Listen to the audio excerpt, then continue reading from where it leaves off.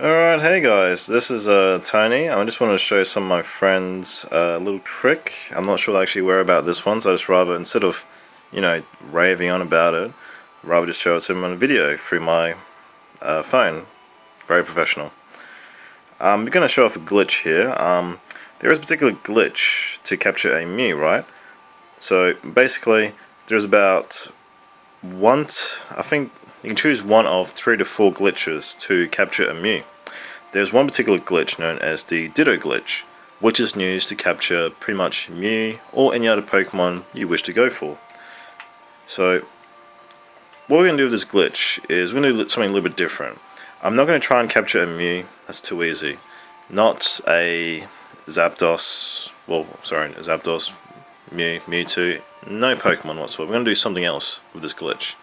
And it'll be something really cool, and I should explain the history behind it afterwards.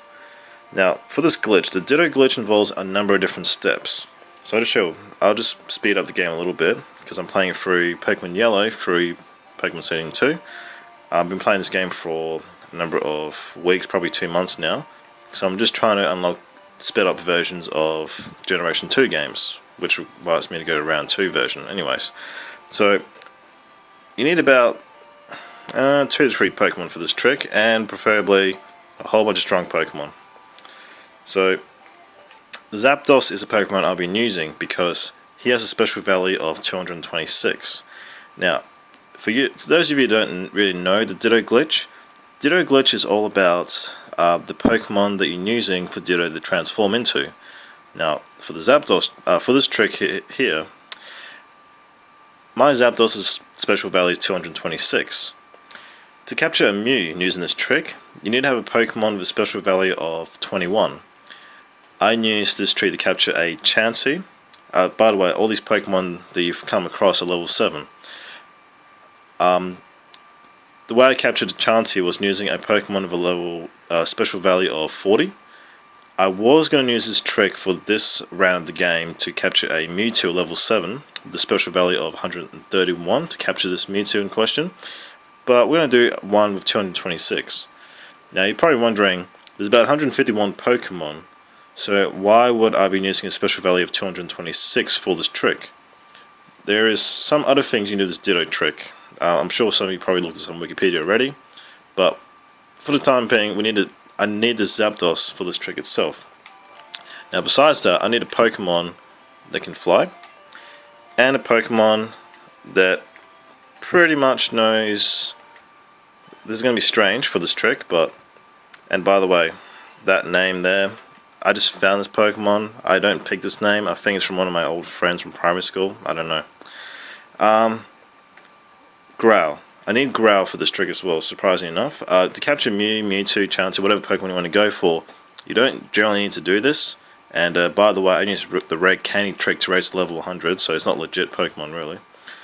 You need Growl for this trick, so it's a little bit different than the standard method. And first, before we do anything, I'm just going to do this because what I have to go is going to be really annoying. Now, let's start things off. I'll just put it to normal speed because it's going to be very important speed here. Now, that trainer there, I actually didn't face him when I was playing through this game for the 5th time, sorry. I'm actually within range for him to see me and to start the battle. But before he saw me, I kept tapping the start button to get the menu up first. Now I'm going to fly away. And this is what's going to happen. I have to go to this location for a special reason as well. Yep. He sees me, music starts. At the moment right now, the battle has started. The battle has started right now. The game thinks that the battle is still going ever since that music started and he saw me. So now the game is kind of like in a glitched up mode right now. You don't notice anything until you realize that you can't actually bring up your menu anymore. Because technically, since you're in a battle, you can't bring up the menu in the battle. So you just have no access to the start button because you never really did in the battle, I guess is the best way to explain it. So the reason I'm in this at the Pokemon Mansion in Cinnabar Island is because we need a wild Ditto. Right? Now,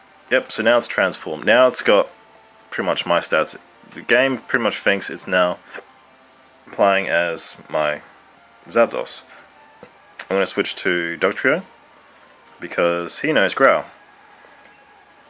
And my last attempt, he did a lot more damage than I expected when he was like level 31 Dugtrio, so I used rare candies.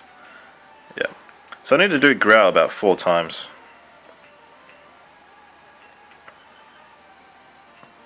And one more.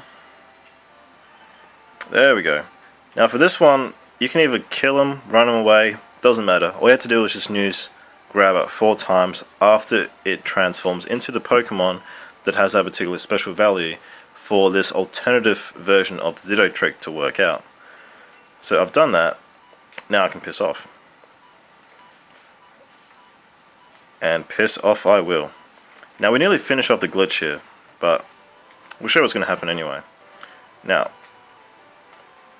I'm going to fly back to this location. Now, when that video first started, I was between Saffron City and Lavender Town. So we need to go back to either one of those 2 locations. Now, this is what's going to happen. I'm going to go to the left. I'm in that route where I first flew away from when that trainer battle first started. I didn't push start. This menu just popped up straight away as soon as I entered that location. Now this is very important. You need to push the B button to get out of the menu. Not start, but the B. And this happens. Yep, you can actually fight Professor Oak. This is not Game Shark or any of that sort of shit. This is actually programmed in red, blue, and yellow version. Now, I'll fight him, and I'll explain the history while I fight him. Now, basically, this game came out, I think, 1996 in Japan, and outside Japan it was about 1998. Originally, there is data that fans have found out in the original copies of the game, even yellow, red, blue, no matter what version you have, there is data in the game where you're supposed to fight Professor Oak, essentially. There is an unused trainer data for Professor Oak. And, see, as you can see, he's got like a full team and everything. He pretty much has one of 3 teams. I've never done this in yellow. I know about red and blue, how it depends on the Pokemon that no one took. So, let's say, for example, you took a Charmander, your rival took a Squirtle. Professor Oak would take a Bulbasaur. This one I don't know, so this will be interesting. And I'm not even paying attention to what I'm doing here. I'm just using my team that I'm slowly raising. I didn't take Mewtwo. That's horrible. Was it Arcanine? Yeah, Arcanine. Yeah, for Generation 1, water moves, like professional level Generation 1 battles, you don't actually use water moves. Very few actually do have like Surf or something like that. So I guess I just have to just go Psychic. And there's an interesting thing about this game, there's a lot of glitches, like this one here. I'm doing Reflect.